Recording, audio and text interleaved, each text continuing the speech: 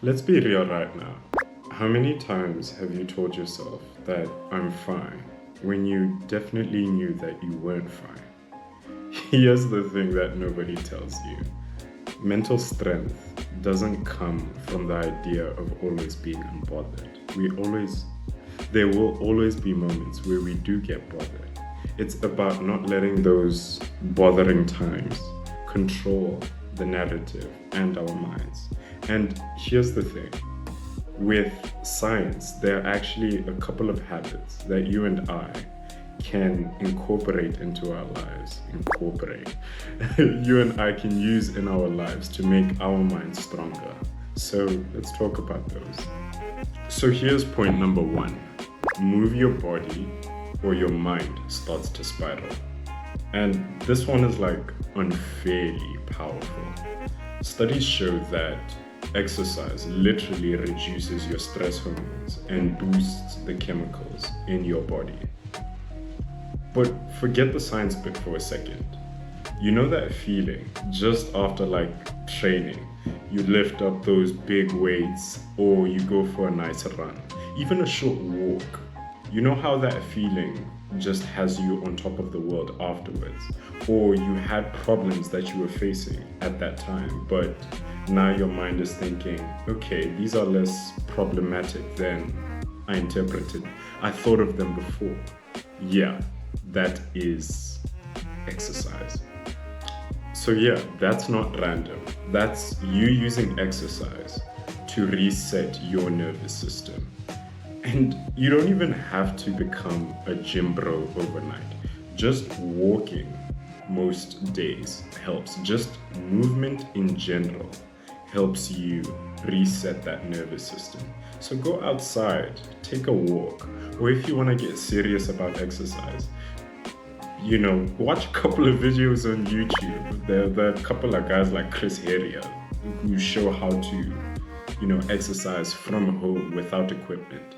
So your body doesn't care, it just wants movement. And once you start moving, your brain starts to spiral less. So on to my second point. Sleep is basically emotional armor. Let's call it what it is. When you don't sleep enough, everything starts to feel personal. When someone says one small thing to you, you start overthinking your whole life at 2 a.m. in the morning. Bruh. But that's not you being weak. That's just your brain running on low battery. Research shows that poor sleep causes you to be more reactive, emotionally reactive, and impulsive. So sometimes the best thing that you can do, or the most mentally strong thing you can do, is just go to bed.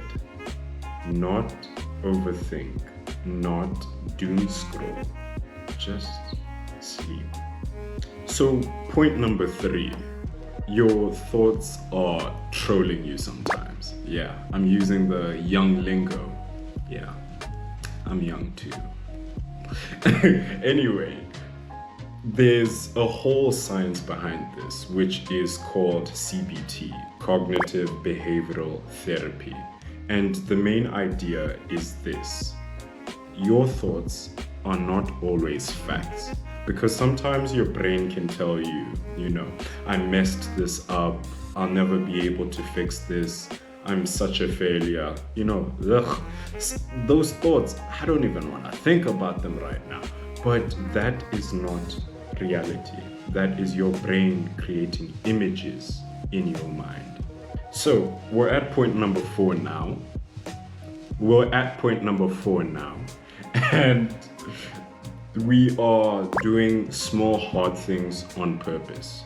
This one low-key a cheat code. Psychologists call it stress inoculation. Basically training your brain to handle pressure. And it works like this. You do small, hard tasks on purpose. So that hard task you've been avoiding, that conversation that you don't want to have, when you are too lazy to do that workout that you had planned for the day. So for me, I have white socks, and I like white socks because I like the way they look on me. But they get dirty. And you gotta hand wash them because it doesn't work well in the washing machine. So today, I woke up and I knew that I had a bucket full of wet white socks. So I had to do that in the morning. I didn't want to, but I did it anyways. Because when you do the hard, small tasks that you don't want to do, you're training your brain and telling it that discomfort is not dangerous.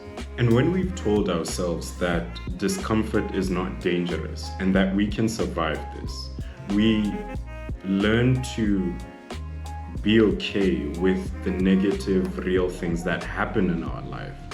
And guys, you have been through multiple bad situations in your life over and over and over again. Life hasn't been like sunshine and rainbows because that's not reality. So, if you've been able to go through those situations in the past, what makes you think that you can't go through another bad situation today? So guys, I believe in you. Believe in yourself. It will help. You will be mentally strong.